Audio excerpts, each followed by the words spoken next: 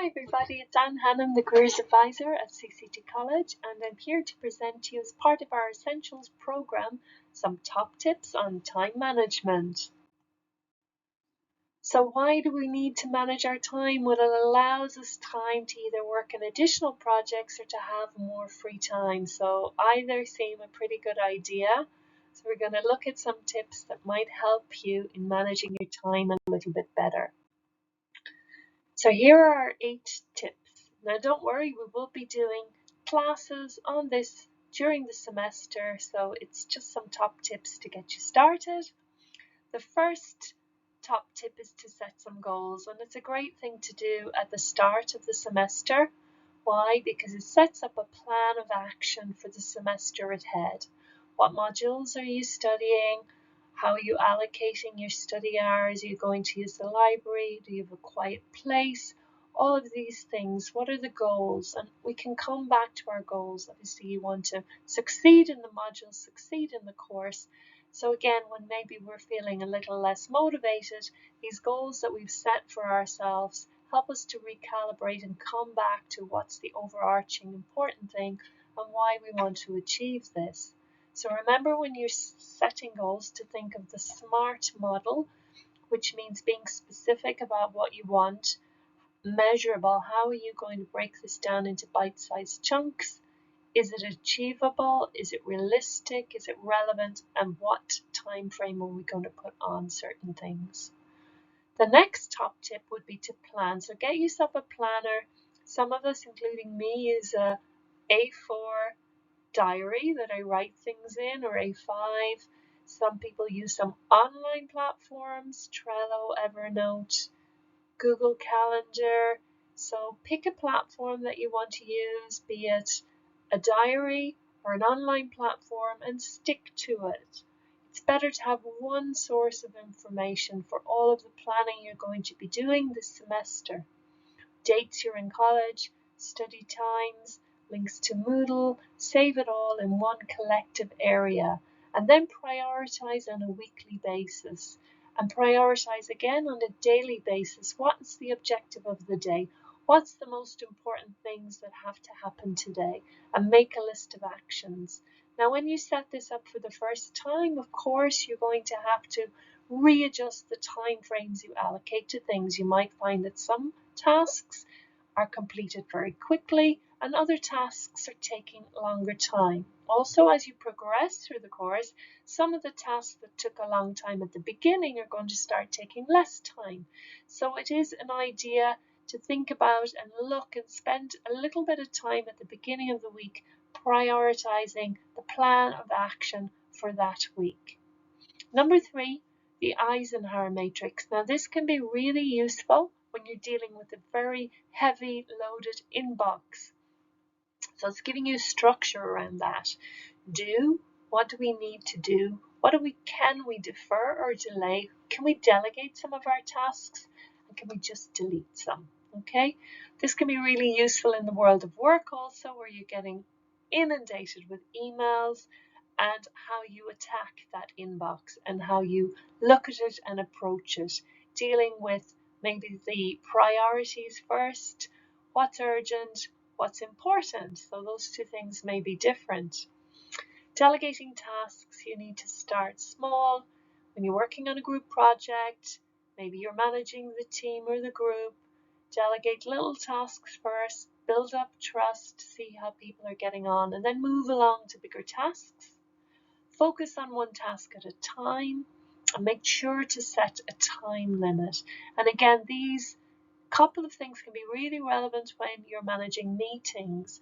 So again, you're setting goals, you coming to meetings with agendas, you want to see who said they're going to do what exactly, being specific, how is it going to be achieved, when, by when. So again, thinking about setting time limits as well, and what you can delegate. So delegating small in the first instance. So our following 4 tips: time boxing or time blocking. Now this can be used and very, very productively. A lot of very successful people in the world of work and business use this concept of time boxing or time blocking, which means you're avoiding multitasking. It's setting aside time, and it works very well in conjunction with your planning application.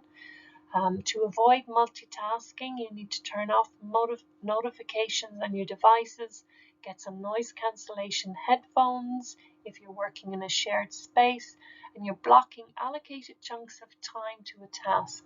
So very focused 10-minute, 15-minute, 20-minute chunks where you're literally doing the very opposite to multitasking. You're single tasking. You're focusing on one particular aspect, and then you're having a break. Then you can check your phone, then you can have your cup of coffee, and then you move on to the next task. And as you work on this concept in conjunction with your planning tool, you will see that certain tasks you allocated too little time, other tasks you allocated too much time, and as the semester progresses, you'll get faster at certain applications, you get faster at certain things, and you can reduce the time.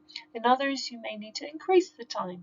So it's a work in progress at the beginning, and then again, it locks down the exact amount of time you need to focus on a particular module.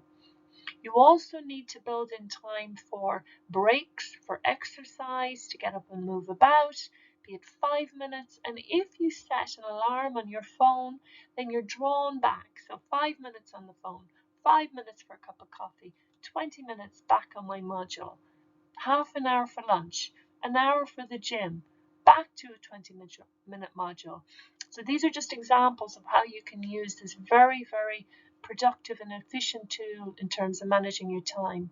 Just making sure that you're also time boxing and time blocking your downtime, your TV time, your meeting with friends time, your sleep time, your exercise time, your eating time. Have meetings, not meetings for the sake of meetings. Just make sure your meetings are productive. So if you're having group meetings, just make sure that when you're having these meetings, that they're timed, that you've got an agenda, that you stick to, that you're delegating tasks and agreeing actions, that you're setting dates for the next meeting. And just remember to focus and to make sure that you rest, replenish and recalibrate. So get into the zone before you start a task on a particular module. Breathing exercise, being mindful breathing for 60 seconds, grounding yourself. A very simple way to ground yourself is to check in with your 5 senses. So what do you see? What do you hear? What do you smell? What do you taste? What do you feel? And that really brings you into the moment. Start your allocated time slot. Make sure that you're alerted when that time slot is up. Make an assessment. Did I allocate too much time? Did I get distracted? What distracted me? How can I eliminate that distraction when I come back to this? Do we need more time on this particular topic? Make some notes, adjust until your time blocking, your planning is working for you. And also remember that you do need to rest and recalibrate. So make sure that you're allowing time for all of that as well. So I hope that's been of interest to you. It's just our top tips for the moment. So we will be doing, as I said earlier, we will be doing dedicated classes on all of these topics throughout the semester. So this is really just to get you going, a little taster of what's to come. So thanks for joining me, and see you soon.